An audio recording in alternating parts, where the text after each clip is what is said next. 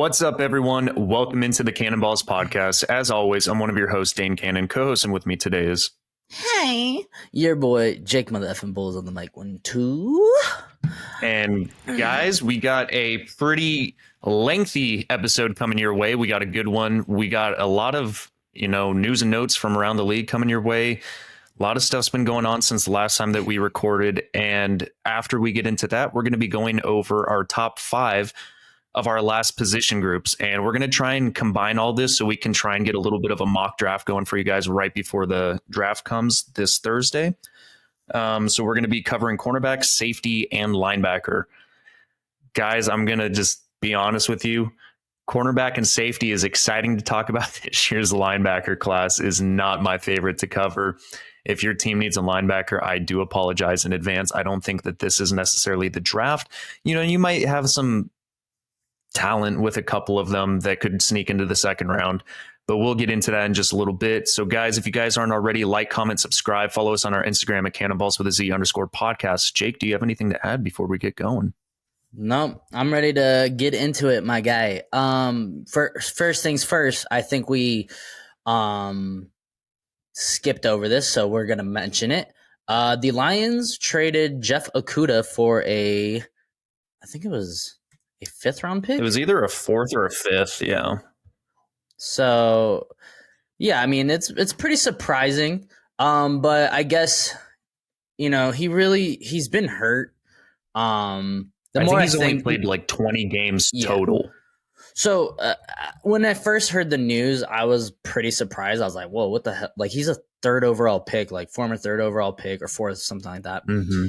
And I was like pretty shocked. I was like, what are they doing? What are the Lions doing? Getting only a 5th or 7th. I forget what the pick was. But the more I thought about it, the more this trade made sense. Like you said, this cornerback, or like you talked about earlier before off camera, this cornerback class is pretty what's the word? Stacked. Yeah, stacked. Thank you. So stacked, sure. That works. And so it's stacked, and Jeff Okudah is a 1st round pick. If they were to re-sign him when he really hasn't put out that much production, they would have to pay him millions of dollars, and it's probably just cheaper to trade and get a young talented rookie on a rookie deal. So I like the move, and then I like the move for the Falcons because they have AJ Terrell.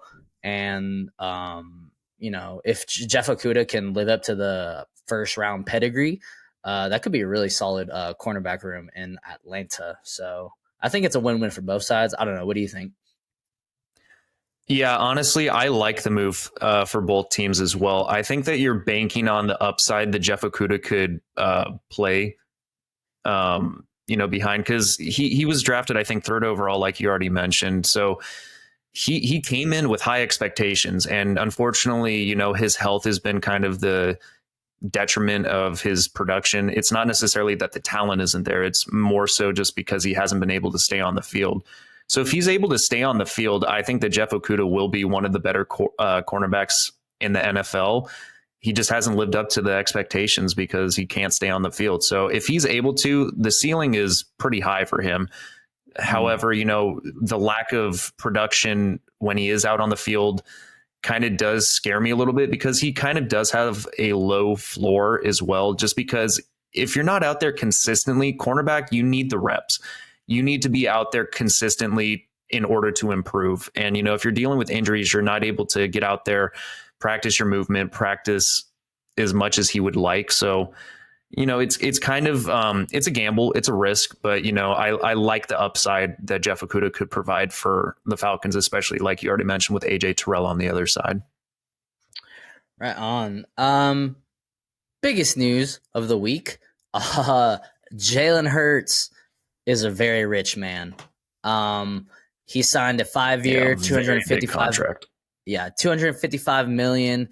Extension. He's the highest paid player in the NFL in NFL history, and he is set to make around 179 million guaranteed. Total guaranteed, which, man, is insane. He definitely cashed in on an excellent season. Man, I like Jalen Hurts. Even though he's on the Eagles, the Eagles are just annoying to me. Mostly their fans, but and he was an Alabama player, but I just like Jalen Hurts. I like his story. I like the whole getting benched in the national championship. I like rooting for Tua. I like how he moved to Oklahoma, almost took him to the playoff, or he did take him to the playoff. If I don't remember. Do you remember the college football playoff? He did. Okay, so yeah, Yeah, took him to the he playoff took him to his first playoffs, year. and then I think they lost to LSU. Okay, and then and then he was a second round draft pick. Took Carson Wentz job. He people weren't too sure about him, and he just got it together and is now the highest paid player in the NFL, which it's usually reserved for quarterbacks. But I think it's well deserved. A little risky. I mean, I'm just in the mindset of guaranteed money is a little risky, a little scary for me if I'm putting my head into general managers' heads. It's a little risky, scary. One year wonder. You never. Not saying he is, but damn, dude. But yeah, no, good for Jalen Hurts. What do you think of this contract? I mean, just with the recent like bias that quarterbacks have had in the NFL, it's the highest paid position. You're going to have contracts, mega million contracts for quarterbacks that are going to be coming up soon as well. Like Joe Burrow, Justin Herbert, they're going to get mega $1 million contracts as well. I think it's just the way that the NFL is at this point in time, where you get these elite quarterbacks and they're just going to make bank. And it's just going to continue to get higher, especially if the salary cap keeps increasing year to year. So I'm not too surprised by it. I think that his team did a great job getting him the bag. And I mean, the $179 million fully guaranteed, it can be a little bit scary, especially because if Jalen Hurts does go down, then it's a lot of money out the door that you could be using on other position groups, but he deserves it. He took them to a Super Bowl. He could have been an MVP, in my opinion, if he didn't get hurt last year. So, good for Jalen Hurts. I like the backstory as well. I think that he deserves every bit of this money. So, yeah, I'm in favor of it. Just a little bit scary. What do you think this does for Lamar? I don't think it does shit for Lamar. I think this sets up Justin Herbert and Joe Burrow's contracts, because I think NFL teams, GMs are more in agreement that they're amongst like this similar range for pay. I think that Jalen Hurts, Joe Burrow, and Justin Herbert, they're all in the same draft class. And I think that any NFL GM would be willing to have one of these quarterbacks on their team if they were a free agent. Whereas Lamar, I think, is a different story, because Lamar has been dealing with injuries. He's not the best passer. And I feel like he has to fit a specific type of scheme. Whereas I think you could put Joe Burrow, Justin Herbert, or Jalen Hurts in many different schemes and they would make it work. So I think that's the difference. So I think that, Lamar will get a bag somewhere, but I don't think it's going to be in the same ballpark. I think it'll be maybe like $30 million a year compared to, or maybe less than that, excuse me. It just depends on like year to year, but I think it's going to be less. I think he will get more than maybe he would have gotten 2-3 years ago, but that's just because of the market. And I think that, quarterbacks are making more than they ever did. So I don't necessarily think that it's going to affect him too much. Yeah. There's a rumor or reports that the Ravens offered him 200 mil, I think. So it's definitely not Deshaun Watson. It's not Jalen Hurts. And I don't remember what the guarantees were, but this is just reports. You don't know how much any of it is true. But I completely agree with you. I think, I think Lamar is just gonna have to face the fact that he's gonna have to take less guaranteed money if he wants a big contract. He's still gonna get a fucking fat contract, bro. Like, He's top 10 in my opinion. He's a top 10 quarterback in this league. He deserves a fat contract. He literally he has like, have you seen his winning percentage or his winning record or his record? It's like 46 and 16 or something like that. It's ridiculous. He's a good player. He changes that player he changes that team. Like when he's playing, they're a completely different team. They're better on offense, they're better on defense. They're scary with Lamar, but he has to play. And I think they're just not giving into, I think he wants that Deshaun Watson fully guaranteed, which he's not going to get. I don't think that will ever happen again. The Browns fucked up. They fucked up while they why are the Browns always the ones fucking up? Yeah, I don't think he's going to get as much guaranteed as he wants. He's going to get a lot guaranteed. He's not going to get Jalen Hurts money. He's not going to get Deshaun Watson money. So I think he's just going to have to bite that bullet if he wants to sign. Otherwise, he's going to be playing for, what is it, 20 mil? 40 mil? 40 mil, like wow. so much less money. Ridiculous, man. It's ridiculous money. Yeah. It really is. He's gonna have to bite the bullet or, play this year out. And if he's really salty about not getting a guaranteed contract, and I think I said this, I think he should, if he's really bitter about the Ravens, have an MVP season, stay healthy, and then leave their ass. And you know what that's going to do? That's going to make other like if Lamar goes out and wins the MVP this year on the franchise tag or whatever, guarantee you general managers are going to be like, oh, Lamar still got it. And they're going to actually, he's going to be more enticing to other teams. That's my opinion. But I agree. We will see.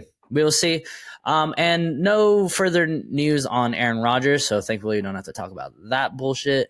But last news around the league, Allen Robinson got traded to the Steelers for a 7th round pick. We'll see how he fits in because we were high on him going to LA and that just didn't pan out. So I don't necessarily know how he's going to fit into this offensive scheme. I don't know how much he's going to be utilized. I think he has potential. We thought he had potential when he was with the Rams. It just didn't work out for whatever the reason. I don't know if it's because Cooper Kupp got targeted like 90% of the time and then the other receivers fought for the 10% left, but yeah, I think with a rookie quarterback, he could make some things happen. If you guys remember in the offseason of last year, this was my favorite signing. I graded an A. I thought this was going to take the Rams like to that next level, and it just did not pan out. I still believe in the talent of Allen Robinson. I don't know. You got Deontay Johnson. You got Allen Robinson. Who's their third wide receiver over there?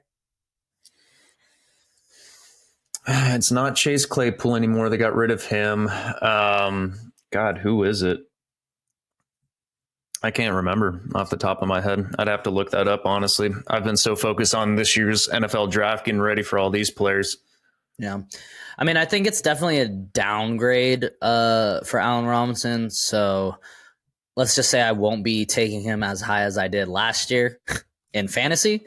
Maybe I'll get him in a 9th round pick, but we'll see. So pretty exciting for Steelers. But other than that, I think that's pretty much it around. Oh, George Pickens, man. Why couldn't I think of that? Yes, George Pickens. I love George Pickens too. So honestly, that's a pretty solid wide receiver room. If George Pickens can, step up. He had a pretty decent year last year. Made some amazing catches. If he can take that next level or move to that next level, Allen Robinson. If Allen Robinson is your third best wide receiver, you're lucky. You're a lucky quarterback. So yeah, pretty cool. But other than that, I think that's pretty much it. There's probably some gambling. Oh, Why, Dane? Why? If you guys Oh haven't man. heard, like 5 fucking players, um, including a very promising young Jameson Williams, just got in trouble for gambling. And Did people this is not right. see what happened to Calvin Ridley? Exactly. Like, this man got suspended for a year. I mean, I think Jameson Williams is getting suspended for half a year, for half the Something like season. that, yeah. Like, so you're like, right when you want to start believing in the Lions. I mean, obviously he wasn't part of that wide receiver room a whole lot, but like he would have definitely just taken that wide receiver room to the next level, I think. And they lost some pieces. So it's such a damn bummer. Um, don't bet. If you're, I mean, I know no NFL players are listening to this, but if you are listening to this and you're in sports, just don't do it, man. They have, like, I was listening to Shannon Sharp about it. Uh, like, they pay millions of dollars to like monitor their players from betting on their sport, on their product. And, he said it best, like, when the integrity of your product is compromised, um, what are we watching? Wrestling? So, I mean, there's already, speculation that the game script is leaked or whatever. And, gambling doesn't do anything to help it out. So, goddamn, dude, just don't bet on the fucking games. Please, please, especially young, talented player. I don't give a shit if freaking third string cornerback blah blah blah blah freaking wants to bet on the game. Your ass will be kicked out of the NFL faster than you can say football. But I think that's why they only gave Jameson Williams a 6 or a half year suspension because pretty much he's a rookie. So dumb, dude. And it was like Yeah. five. It was like 5 Lions players. Like, I don't think they were all Lions, were they? there was 5 players in total. I think 4 of them were Lions players. It's just, yeah. Okay, so Jameson Williams among 4 Lions plus Washington defensive end suspended for betting. Let's see if we can get who the. All right, so we got Jameson Williams, Quintez Cephas, safety CJ Moore, and Shaka Tony. It's a pretty dope name. From the Commanders, and Stanley Berryhill. So Stanley and Jameson are being suspended for 6 games, and the other, because they did not bet on NFL games. Which, okay, cool. At least you didn't do that. And then I think the other ones are just kicked out of the NFL. Honestly, I don't think they're kicked out. I think they're suspended indefinitely, I think is the wording that they chose. Oh, well, either way, they're not playing this year, so sucks for them. But yeah, damn, dumbasses. All right, that's enough news. Let's get into the draft, Dane. We got, 3 positions. We got 3 positions. The draft is in 5 days. So let's get into it, my boy. Yeah, let's so I'm definitely going to talk less about the linebackers than I am about the corners and the safeties, just because I don't want this episode to drag on too long, and I'm not that high on the linebackers, honestly. So totally fine with me. So are you going to be doing the comparison again with my top 5 and PFF? Okay. Yeah. So if you guys don't remember, I don't know how to analyze really draft, and I don't have time to watch tape on every fucking player, but I do have time to buy PFF draft guide, and I have the top 5 linebackers, the top 5 cornerbacks, and the top 5 safeties, according to PFF. And Dane has his own opinions. So we're going to compare and contrast, and we're going to talk about each player. All right. So we're going to start just like every other top five with five and work our way to one. So starting with the linebackers, number five, I have Dorian Williams from Tulane. And, this Awesome. is, That is dude, what PFF has as well. oh, that's wild. So yeah, Dorian, he's pretty much prototypical size, maybe a little bit undersized slightly. I mean, he's 6'1", 228. 33-inch arms, which is good. He's got huge hands. He's a physical linebacker. Not the best in coverage, but he's physical at the point of attack, especially in the gaps. He might be a little bit slower than some of the other linebackers in this year's class to diagnose plays, but he is explosive. He plays with physicality. He's especially utilized. He's especially good when the quarterback decides to take off and use that. They use him as like a spy in some plays in the scheme that he was at for Tulane. So I like the way that he's able to diagnose that. But when it comes to blocking, he needs to do a better job shedding blockers, I think, in my opinion. If he's untouched, he's going to be exploding up the play, no problem. But he just needs to develop, I think, the mindset a little bit more and diagnose plays a little bit better. I think if he does that, he'll be a solid linebacker. I mean, he's pretty athletic. I mean, he jumped 33 inches, not the best, but broad jump was 10 feet, 4.4940. So he's got the athleticism for it. I just think he needs to kind of develop a little bit more and see the game a little bit faster is what my biggest breakdown of him would be. But top five, I think that he's promising. If he can develop in that aspect, I think he'll do pretty well at the next level. Yeah, so like Dane said, he's 6'2", according to PFF, probably a little bit off, but they say he's 6'2", 230, projected at a third-round talent. He had a PFF grade of 83.3, so that's pretty solid. 97 total tackles last year, 12 missed tackles. So that's his highest missed tackles last year. Pros and cons, broad shoulders, more than an 80-inch wingspan. Jesus Christ. Stays square to the line of scrimmage in the run game and love his eyes in coverage. Quick to dart between threats. Where he lacks, bounce too easily at the second level by linemen.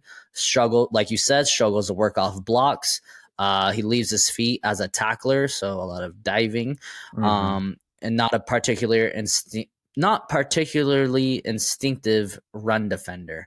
And couple superlatives for this man. He was tied 14th in forced incompletions at 4, so that's pretty impressive. Tied 27th run stops at 36, and tied 15th for coverage stops at 18. Oh, and tied 34th in pressures, 22. So some good stuff right there. So yeah, he seems like a pretty prototypical linebacker. He's a little light, 228. I don't know. I feel like that 240 is usually, but then again, these linebackers need to be different nowadays. There's no longer like that Ray Lewis kind of build anymore. It's like pretty much safeties out there at linebacker playing. Yeah, his arm length 33, hand size 10 inches, 40-yard dash 4.49. Yeah, so pretty impressive. But yeah, you got that one right on the money, Dane. Who do you got at number 4? At number 4, this one might be a little bit controversial. I have Trenton Simpson from Clemson. Hey, 2 for 2, baby. They have him at 4 also? Yeah. Oh, nice.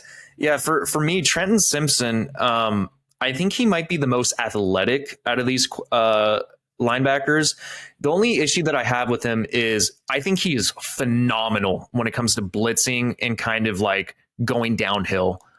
The problem is I feel like he might be converted to an edge defender if he puts on more size, because that's the kind of mentality that he has, is like he's downhill. He loves to blitz. He's able to track down the quarterback easily because he's pretty quick. I believe that he ran a 4.4340.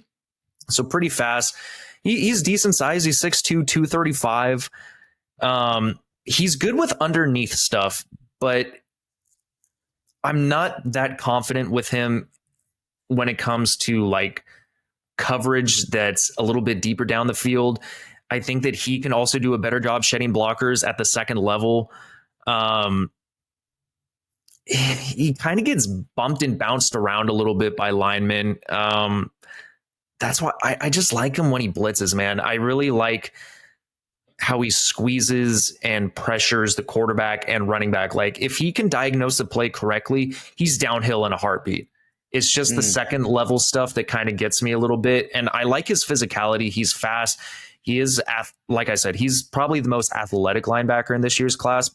But I think he's only good at like one thing. I think that he really needs to improve at the linebacker. If he wants to be a linebacker, I think he's got to improve in coverage. I think he's got to improve in diagnosing stuff.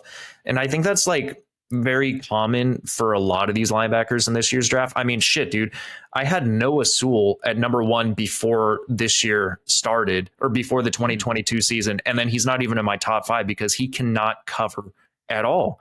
He's probably like one of the most gifted physically because he's so huge and like massive, but he didn't even make it. And you know, Trent Simpson, I don't want to say he's a one-trick pony, but he's definitely he definitely needs to improve at the secondary level. But you know, I think that the upside you get with blitzing and all those packages is elite. So Trent Simpson at 4.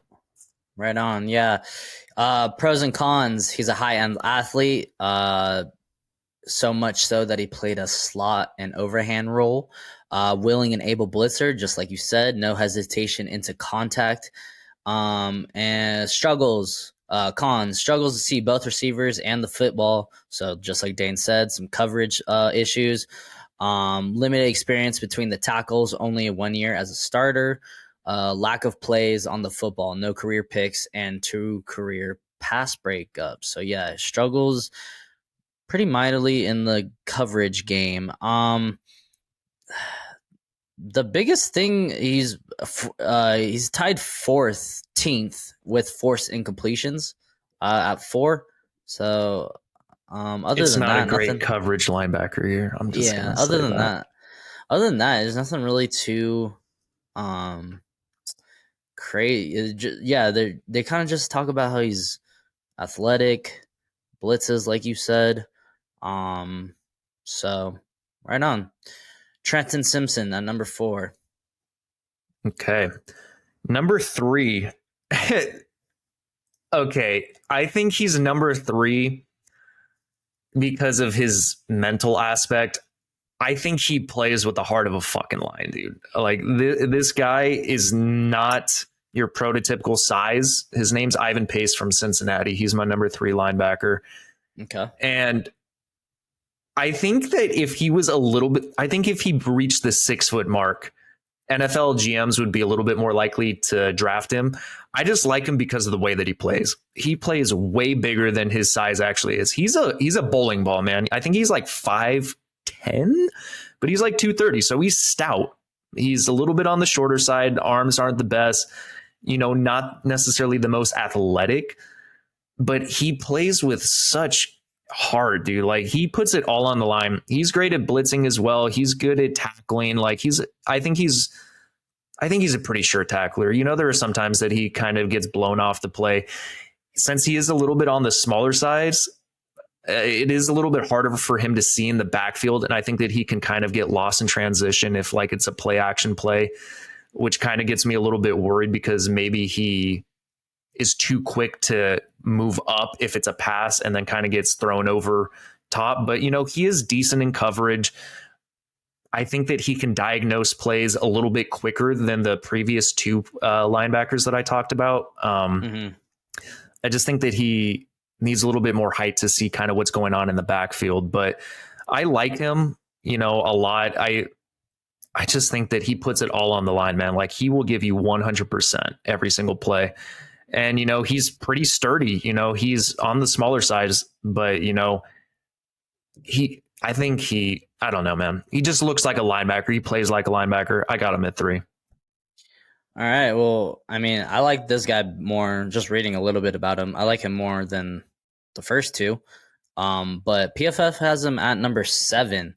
Right off the bat, he was the nation's highest graded linebacker and the second highest graded defender overall. So he had a 93.2 PFF grade last year. So that's pretty impressive. Pros, take on skills that are insane for smaller linebacker. One of the best blitzers you'll ever see. Can't get your hands on him in space, and ideal sideline to sideline range. So, in today's NFL, that's what you need. You really need quick linebackers. So, I could see this guy thriving already. One of the smallest frames you'll see from a linebacker. Very limited in the roles he can execute in coverage, not going to cover tight ends in man, and needs a head of steam to take on blocks. So, yeah, he's really limited by his size, but damn, dude, he's first in run stops at 50. Yeah, he's like I'm saying, if he just plays with such energy, dude, like he is a baller. Mm-hmm. I just don't know if it's going to transition to the NFL. That's my only concern. Like if he had the body of, say, like Trent Simpson's or Dorian Williams, I think he'd be number 1 on my list, honestly, because he has the potential. Yeah. So like I said, first in run stops. He's also first in pressures at 46. He's tied 12th for pass rush win rate. Mm-hmm. So in tied 38th for forced incompletions at 3. So pretty impressive. It's just a bummer he's so small, 5'10". Right up, let me just read this sentence that PFF wrote. If Pace were 6'4" instead of 5'10", we'd be talking about him as a first rounder, just like you said. Yeah. So I hate that it's limited by size, but if this guy is, like how you said, has a heart of a lion, he's gonna make it work, because he's gonna play with a chip on his shoulder for sure. Yeah, he'll probably be taken 3rd, 4th round, maybe 2nd. No, probably 3rd, 4th round. And, some team's going to take a chance on him, and they're going to be pleasantly surprised. Bet. All right. But for PFF's number 3 linebacker, sorry, I'm going to be talking for a while here, but they have Drew Sanders at number 3. He is my number 2. He is my number 2. Go ahead and talk about him then, Dane. I like the upside of Drew Sanders. I really like that, you can use him kind of as an edge rusher as well, kind of almost like a Micah Parsons. He's 6'4", 235. He's a little bit bigger. He's a lot bigger than Ivan Pace. I don't necessarily think that he's the best in coverage by any means. I think that he offers you a little bit more ability in coverage than Trent Simpson or Dorian Williams. And I think that he offers you just as much in the run game. Since he's a little bit bigger, he's able to see the backfield a little bit better than Ivan Pace, which is kind of why I have him a little bit higher. He's pretty quick to diagnose things, and he's physical. He will get downhill pretty quick. I think that he's not the best in coverage, though, which is why he's not my number 1. My number 1 is, I don't think this year's linebacker core is the best in coverage by any means, honestly. But I think that even though Drew Sanders is good size, I think he could build up a little bit more strength, honestly. I think that he sometimes struggles to tackle completely. I don't know what his missed tackle rate was, but when I watch film, he's great at tackling in some plays, and then other times the wide receiver, the tight end, or the running back can kind of slip his grasp a little bit. So I think that he needs to improve on that. But I think that he has such high upside because I feel like he can see the game really well. I think he's pretty good at diagnosing, maybe not the best. But, I think the flexibility to put him at edge rusher or play inside linebacker is huge for him. And, he's able to shed some blocks. I don't know, man. I want to talk myself into him being number 1 because I know that some analysts have him number 1. I don't see it completely. I think that he needs to improve a little bit more in the coverage scheme and tackling department, but he is physical. I think if he can improve those, he'll be great. All right. Yeah. Like I said, PFF has him at number 3. This is Dane's number 2. He's 6'5", 232, had a PFF grade of 77.9. Some pros and cons. He rushes the passer like an edge defender. Gassed up in the open field, works sideline to sideline, long and lean. Ideal body type for off-ball linebacker, kind of like that new body type I was talking about for linebackers. Cons, still figuring out the breaking down in space as a tackler. Yeah, Logged 22 missed tackles, so that's kind of a lot. yeah. Eyes in the backfield in coverage and won't find receivers coming into his zone. Doesn't have the pop when taking on guards you'd expect from a former edge. So struggles a little bit in the run game. Coverage stops. Tied 21st with 17, and he was 4th in pressures at 39. So, where he wins, blitzing. What's his role? Blitz heavy linebacker. And where he can improve is tackling. So, all right.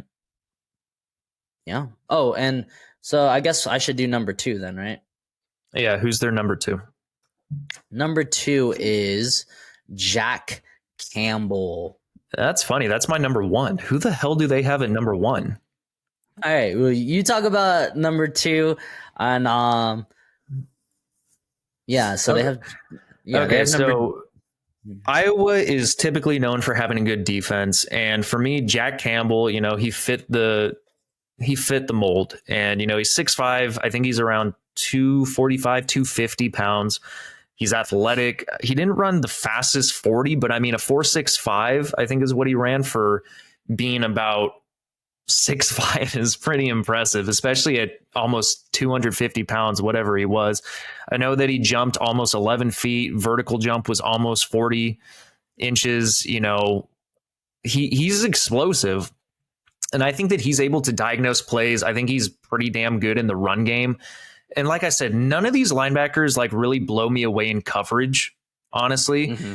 But I think that he's able to see the backfield a little bit better than every other linebacker, which is why I have him at number 1. And, he can shed tacklers or blockers pretty damn well. There are a couple times when he gets caught, maybe he takes one step back before he should. Sometimes he's a little bit hesitant, but when he diagnoses the play, he can blow it up in a heartbeat. And he is, like I said, he's explosive. He's strong. He's physical. I think he's one of the better tacklers in this year's draft, especially for the linebacker core. So I don't know, man. If you have all these traits, I think you have a lot to work with Jack Campbell. And, if he can improve with the coverage, I think he'll probably be this year's best draft linebacker, which is why I have him at number 1. Yeah, so PFF has him at number 2, 6'5", 246, projected as a second-round talent, had a PFF grade of 91.7, so the second best after, what was your boy out of Cincinnati? Ivan Pace. Yeah, so behind Ivan Pace. Some pros, a true middle linebacker, proven take-on skills, easily projectable NFL frame, great feel for zone coverage with outstanding production, and highest graded Power 5 coverage linebacker. Some cons, not particularly twitchy mover, won't be the linebacker you walk out to the slot. So more of just a straight up middle linebacker, more of a Mike Singletary type. Range is average by NFL standards, and patient to a fault in the run game at times. So, see, I disagree. I think that I don't know, man. I obviously didn't get to all of his games, but I don't know, man. I thought the zone coverage was okay.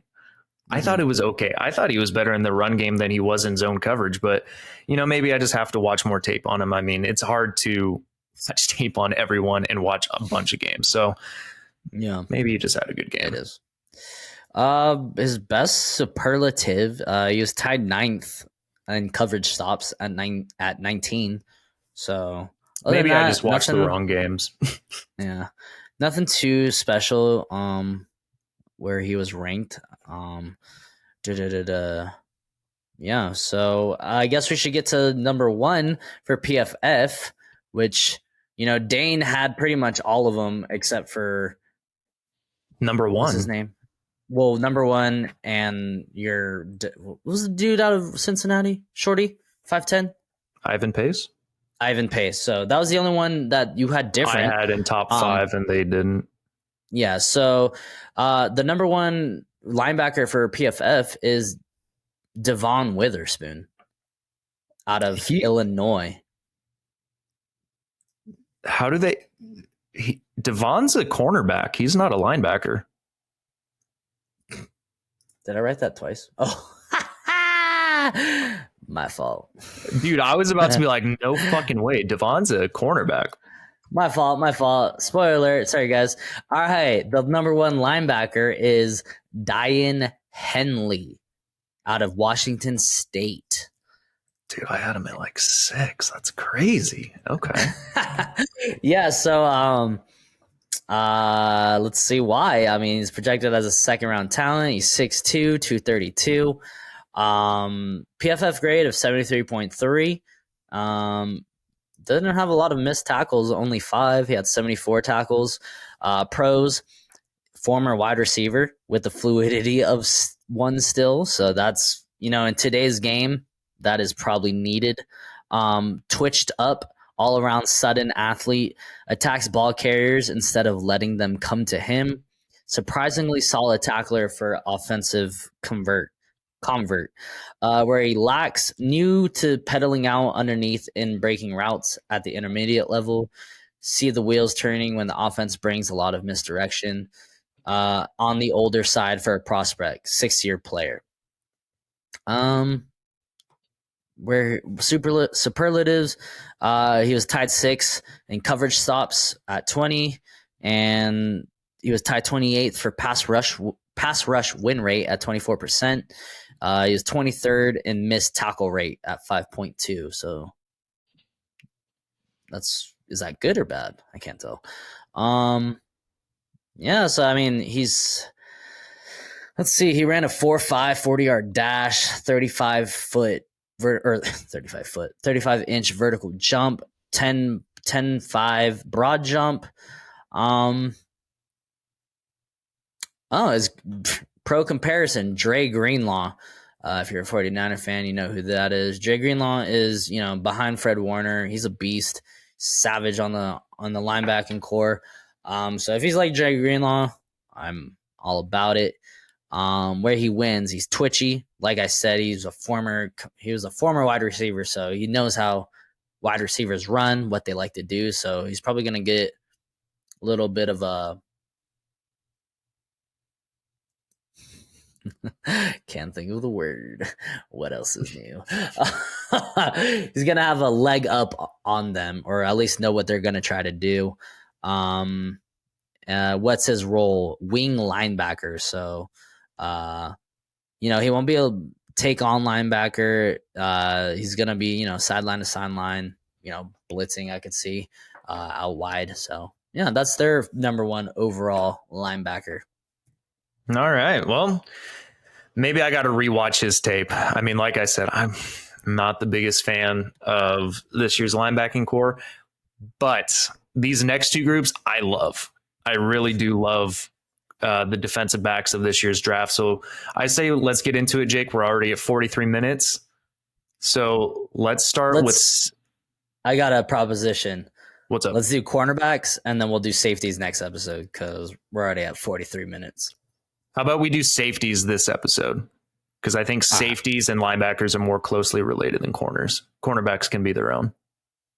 All right. Yep. All right, cool.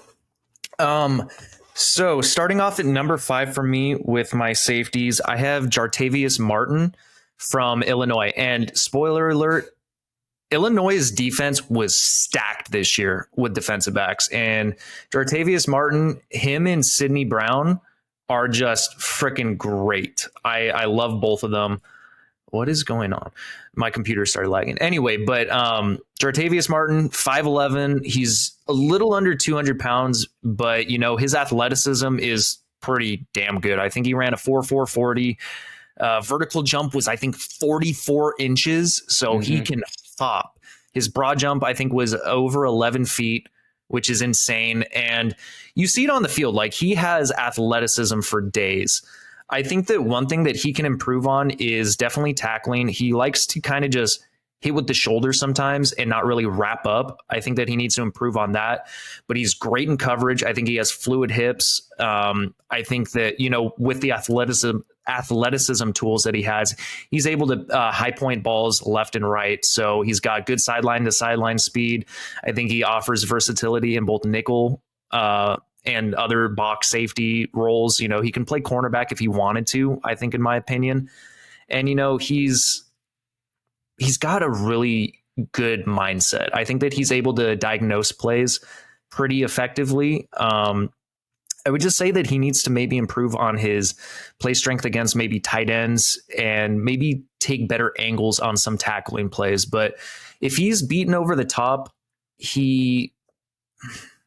maybe he struggles a little bit to catch up or to kind of get that misdirection step back, kind of get back on the wide receiver. But if he diagnoses it correct and he stays hip to hip, he's in great coverage like 90% of the time. So I really like Jartavius Martin from Illinois. All right. Yeah. PFF. I'm not going to talk too much about him. We're kind of, short for time, but PFF has him as their 16th ranked safety. Fuck PFF then. So 16th, are they high? PFS number 5 safety is Jamie Robinson. Got him on your list? Is that the one from the University of Miami? Is it Miami? No. Florida State. I had him in my honorable mentions. I know that he's a bruiser. Like, he can hit hard as hell. Yeah, so they have him at number 5, 5'11", 203, projected at 2 to 3 round talent. He had a 80.1 PFF grade. Pros: tremendous tackler, physical and under control, tons of experience in every role for career. Very light on his feet, comes out of pedals so adeptly. Cons: tight frame with poor length, can get pushed around by tight ends. Hard for him to overcome size disadvantage. Yeah. Top end speed is average for a safety, quicker than he is fast. Some superlatives: tied 49th in tackles at 65, tied 16th with assists at 23, tied 43rd in missed tackle percentage at 7.4. And that was pretty much it. They're saying his player comparison is Quandre Diggs. So, I mean, that's pretty, Quandre had a pretty good year last year. So, that's, good comparison. Where he wins: agility. What's his role? Too high safety. Robinson is best from working from the top down. And where he can improve: muscle mass. He had 23 bench press. That's his best thing, pre-draft testing. He had a 4.5 40-yard dash. So he is kind of small. But yeah, that's jammy right there. Who you got number 4, Dan? Number 4, I have Jordan Battle from Alabama. Yep, that's who they have. How the hell do they have Jartavius Martin at 16 then? That's freaking ridiculous. Okay, Jordan Battle, I think, is a very physical safety. I think he offers you a lot of utilization in the run defense as well if you wanted to put him near the box. He isn't the most athletic. I think he ran like a 4.5 40 or something like that. I don't even know if he did the vertical jump or the broad jump, but I think, he's like average strength. I think he got like 17, 18, 19 around there, reps on the bench. He's 6'1". He's over 200 pounds. He's got like 32-inch arms. So he offers you, a pretty good set of tools, physical tools that you can use. He steps downhill. I think he's a better tackler than a lot of the safeties in this year's draft. I think he would be higher if I didn't watch him against Tennessee and just getting destroyed by Jalen Hyatt. He does leave his feet sometimes But, I think that he's pretty decent in coverage. I think that he's pretty good. He moves fluidly for the most part. He's able to be instinctive, but he does struggle against speedy receivers because he is a little bit on the slower side, almost 4.6 40. But yeah, Jordan Battle at 4. Yeah, he's a pretty big boy, 6'1", 206. Well, at least for safety. He had a PFF grade at 81.5. Some pros, one of the most reliable safeties in the class. Rarely caught out of position, well-built physical safety, frame that will translate to the league, fluid hips, and change of direction ability. Cons, range is just okay, not going to take too many plays from deep alignment. Burst out of his breaks doesn't scare quarterbacks, and a few too many rounded pursuit angles from deep alignment, which can easily be coached. So yeah, Jordan Battle. Who do you got at number 3, Dane? Number 3, I have. It's funny because he definitely didn't test very well at the combine. He's a little bit unathletic in that sense because, dude, he only benched 8 times. But Antonio Johnson, I think that his coverage skill. That's who PFF has as well. How the fuck did I get Jartavius Martin so off compared to PFF? That makes no sense to me. Anyway. Out of Iowa State, correct? Who? Anthony Johnson out of Iowa State? No, I have Antonio Johnson. Oh, okay. Then they don't. They have Anthony Johnson at number 3. Okay, yeah, I have Antonio Johnson from Texas A&M at 3. I think that when I watched his tape. Oh, okay. Sorry, that's their number 2. That's wild. That's wild. Okay. Yeah, I have Antonio Johnson at number 3. Definitely didn't blow anyone away by his combine. He benched it 8 times. I know that. I think he ran like a average 40 time. I think he was in the 4.5s. I think he jumped under 10 feet. Vertical jump was not impressive. I think it was like 30 inches or something like that. But, he offers you good size. He's 6'2". He's almost 200 pounds or around 200 pounds. Got good hand size. So he's got like the intangible or like the physical tools you need. He's aggressive. He plays with a lot of physicality. He can play box safety, nickel. He's a good tackler. I'll say that. And I think that he's pretty decent at diagnosing plays. He can sometimes leave his feet a little bit, though, when it comes to tackling. I think he relies too much on the physicality and expecting to knock, offensive players down when he first hits them.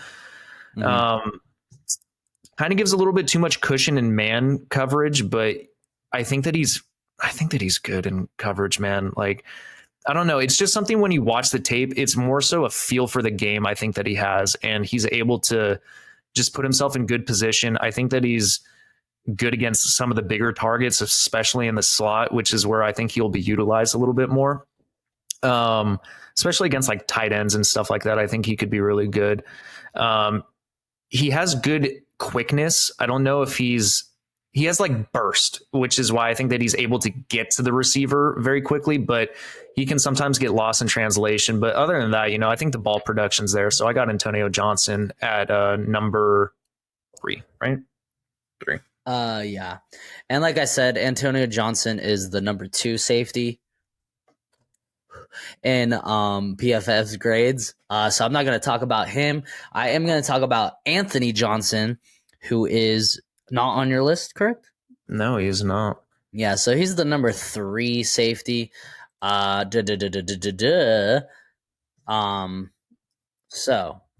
sorry.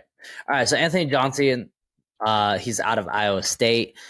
He's projected a second round, 6 foot, 205, 73.2 PFF grade. Pros, you want experience. How does 3,159 career snaps? Jesus, between outside corner and safety sound. Yep, that's a lot of experience. Fills from the deep like his life depends on it. Will make plays at the line from a deep alignment. Unbridled physicality. That's what you want out of a safety. Tone setter. Won't back down from contact. God damn. I wish we could go back to the time with those hard hitting. Yeah. Troy Polamalu, Ed Reed, Brian Dawkins, my number safeties. 2 reminds me of Troy Polamalu, but they don't even have him in their top 5. I'm assuming then, based off of, because he's definitely not their number 1. I guarantee I have the same number 1 as them, which is crazy. They're definitely lower. You haven't said your number 2, right? No, I haven't. Okay. Yeah, so they probably don't have your number 2. That's wild. So where he lacks, still learning when and where to take chances. Aggression works against him in space, making it tough for him to adjust angles, and makeup speed is lacking when he has to match verticals. The superlatives, tied 36 in run stops at 17. Pro comparison, Malcolm Jenkins. I don't even know who that is. So yeah, we got Anthony Johnson, 4.5 40-yard dash, 37.5 vertical jump, 10.5 broad jump. So there you have it, folks. Who is your number 2, Dane? My number 2 is another Illinois player. Like I said, I was really high on this team's defensive backcourt, and that's Sidney Brown. And Sidney Brown, I mean, he may not be the tallest player, but dude, he's 5'10", 211. He reminds me of, I don't know, just his play style reminds me of Troy Polamalu. This motherfucker also had 6 interceptions in 2022. Like, his ball production's good. He's athletic. He almost jumped 11 feet. His vertical jump was over 40 inches. He ran a 4.46 or 4.47 40-yard dash. He looked great in the Senior Bowl. Like, I don't know why they're not as high on him. He's explosive, but the only thing is, I think very similar to Jartavius Martin, is he relies too heavily on first hit contact to bring down a ball carrier. I will say that. But dude, he is strong. He can be utilized in the run game. He's great against tight ends, in my opinion, even though he's on the shorter side, because he's very hard to get off balance. I will say he's not the most fluid in the hips. He kind of is a little bit tight in that aspect, but I don't think there's too many things to knock on this guy, because I think he's great in coverage. I think he's great against the run. He's physical. He just needs to be more sure at tackling, wrapping up. But when he hits hard. I like him, man. I think Sidney Brown is easily number 2. Sorry. So if it helps, PFF has him at number 6. It's better than fucking 16, but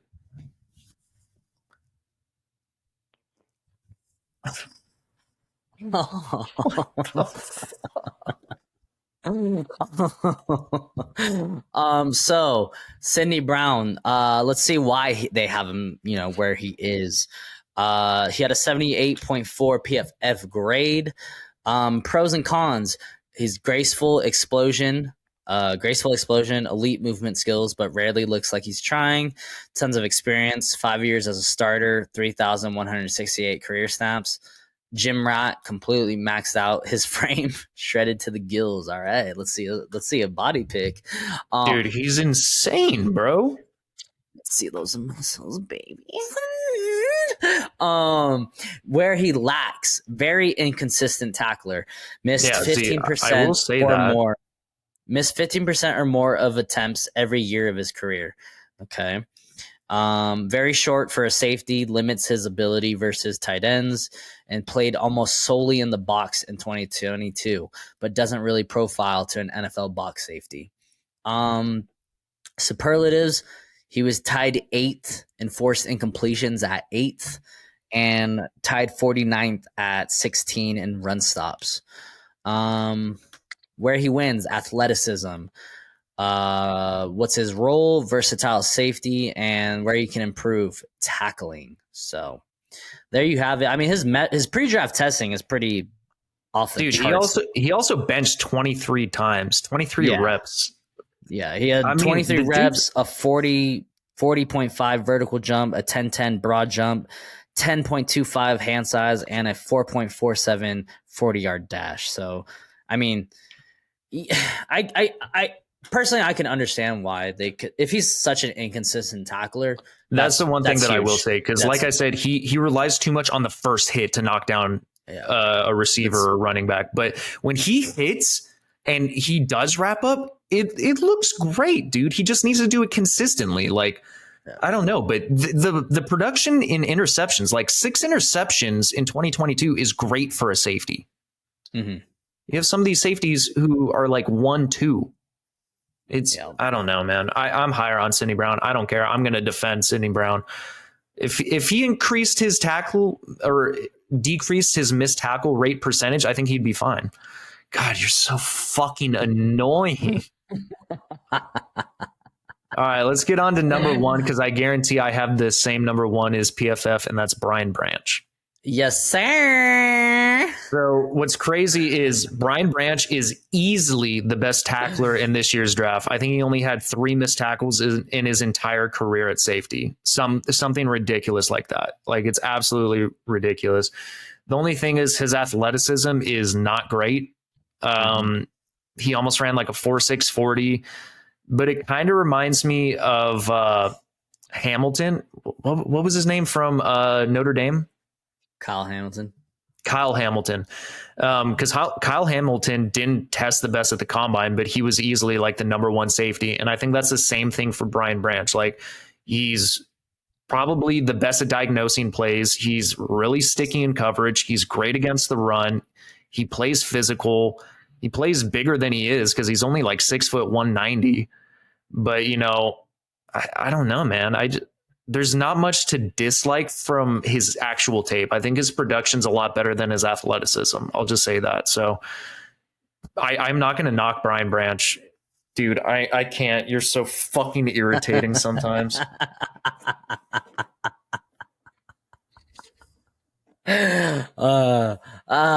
Continue, Dane.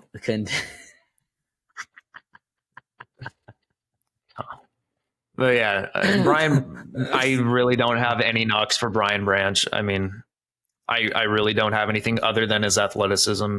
Other than that, he's the best at everything, in my opinion. Diagnosing, tackling, great in coverage. I think you can utilize him as a cornerback, even though he's on the slower side. I don't know. I think he plays faster than he tested. So Brian Branch at number 1. Yeah, he had an 89.5 PFF grade, which is pretty impressive. Pros, exceptional tackler, best DB we graded in that regard. 4 misses on 170 career attempts. God damn. Heady player. One off. Yeah, sees game development at a different speed. Perfect for slot role. That's what you need. Fearless player who fills in the run game like he's a 20 pounds heavier. Cons, undersized for a player who works primarily around the line of scrimmage. Not the high-end athlete you'd expect from a top prospect.